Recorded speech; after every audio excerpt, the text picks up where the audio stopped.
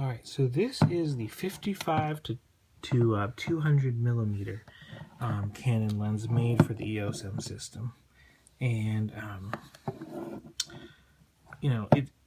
it's the smallest. It's a tiny telephoto for getting all the way up to 200 millimeters, and it does its job. I think the image quality is great, and it's a beautiful focus. Zoom ring and focus rings. The problem I have with this one is that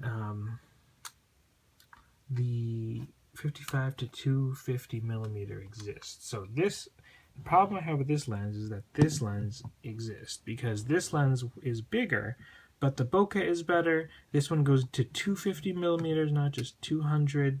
The image quality, the sharpness, the contrast, the saturation is all better on this one versus this one. I mean, I think it's understandable this one is a smaller package and they have to squeeze the optics, to make it. But the fact that this one costs, I don't know, $400 and this one on sale costs $150 off the Canon website. I got it, I think, refurbished.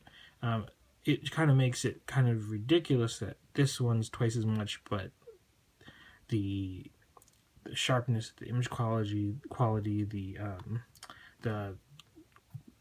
expanded focal length, everything is better on this one. So unfortunately, I can't really recommend this one unless size is a really big issue to you. The problem is if you're using this guy, it's kind of it gives you away. It's already a telephoto. You can't hide that this is a telephoto. You're not going to say, oh, they're not going to notice me using this one compared to this one. Yes, this one is long too, but this is clearly a telephoto, and anyone who sees you on the street taking pictures with this one is going to know you're taking pictures of them.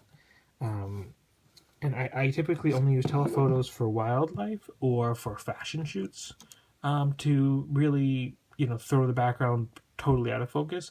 And if I'm doing a fashion shoot, the model is going to know that I'm shooting them anyways, so I'm just going to use this one. So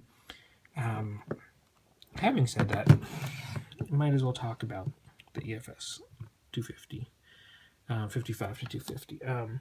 I do think for having a telephoto in your bag for this camera, I know this telephoto is kind of ridiculously sized, but it is going to give you fantastic images.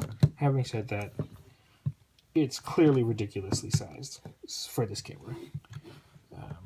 But if you're taking pictures of the model, it doesn't really matter. All right, moving on.